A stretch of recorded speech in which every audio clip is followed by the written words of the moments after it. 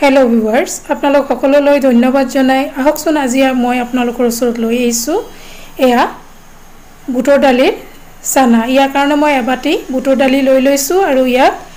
পানীৰে তিয়াই দি দিছো পানীত দি দিছো আৰু পানীত দিয়াৰ পিছত এয়া মই নিমখ দিছো 1 চামুচ আৰু এয়া সোডা দি দিছো আধা চামুচ দি এয়া মই পানীত তিয়াই ৰাতি থৈ দিছো এনেকে ধুনিয়াকে ঢাকি থৈ দিছো দিয়াৰ পিছত এয়া ৰাতিপুৱা এয়া দালি দুগুণ হৈ গৈছে আৰু এইখিনি এতিয়া মই ভালদৰে ধুই লৈ লম এয়া বুটৰ দালিখিনি প্ৰথমতে মই ভালদৰে মোহাৰি লৈছো আৰু পানীখিনি উলিয়াই দিছো যাতে যিখিনি সোডা আছে যি অকমান সুমাই গৈছে বাকিখিনি ভালকে ধুৱাৰ কাৰণে ইয়াক মই 4 বাৰ ভালদৰে পানীৰে ধুই লৈ আছো এনেকে এখিনি মোৰ ধোৱা হৈ আহিছে এতিয়া এখিনিক মই পানী নিগৰাৰ কাৰণে পাত্ৰ এটা প্ৰথমতে দি থৈছো এখিনি পানী নিগৰি যাওঁতে এখিনিক মই এতিয়া এটা বাসনতকে অকমান ৰদত দি দিম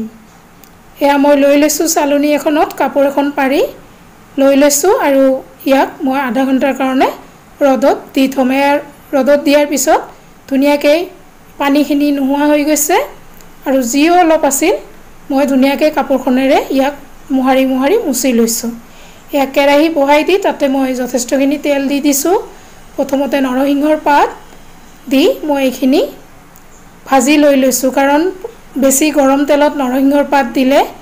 কালাৰটো গ্ৰীন হৈ নাথাকে কম প্ৰথমতে এই কাৰণে মই নৰসিংহৰ পাতখিনি ধুনিয়াকে ভাজি লৈ লৈছো আৰু এয়া শুকান জলকীয়া 4-5টা মান সৰু ডাঙৰ দি দিছো এখিনিকো মই তেলত মুচমুচিয়াকে ভাজি উঠাই লম এয়া ভাজা হৈ গৈছে এতিয়া ইয়াক মই উঠাই লৈ লম এখিনি হৈ গৈছে উঠাই লৈ লৈছো এতিয়া ইয়াতে এয়া মই বুটৰ দালি প্ৰথমতে আধা ইয়াতে দি দিম যিখিনি মই দি দিছিলো তাৰে আধা দি দিছো আৰু ইয়াক হবলৈ দি দিছো মাজে মাজে ইয়াক লৰাই থাকিব লাগিব এয়া যেতিয়া দেখা যাব যে বুটৰ দালিখিনি ওপৰলৈ তেলৰ ওপৰত উপঙি উঠি আহি আছে তেতিয়া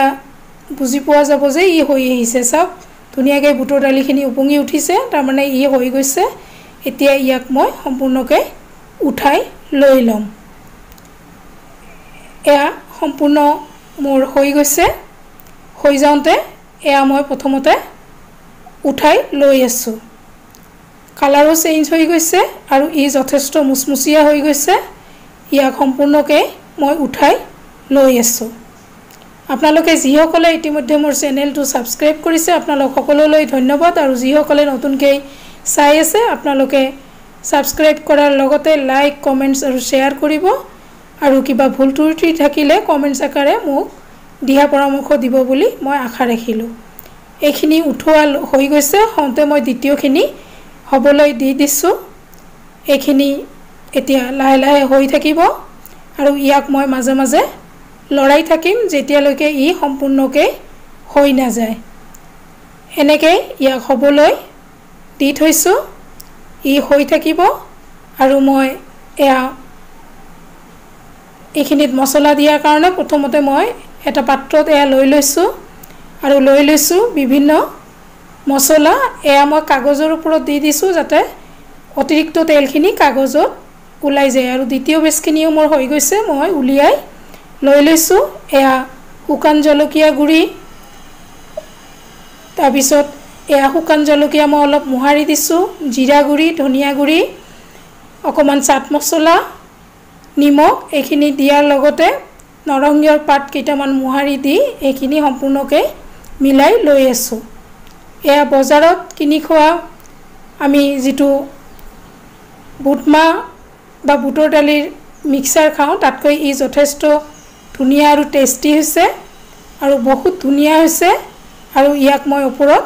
শুকান জলকীয়া আৰু নৰসিংহৰ পাতেৰে সজাই দিছো আপোনালোকে ঘৰতে এনেকৈ প্ৰস্তুত কৰি বাচ্চাৰ লগতে নিজেও চাহৰ লগত খাব পাৰিব আপোনালোক সকলোলৈ ধন্যবাদ জনাইছো আৰু এনেকৈ নিশ্চয় প্ৰস্তুত কৰিব আৰু মোক বিভিন্ন দিহা পৰামৰ্শ দিব বুলি আশা ৰাখি ধন্যবাদ জনাইছোঁ। ধন্যবাদ।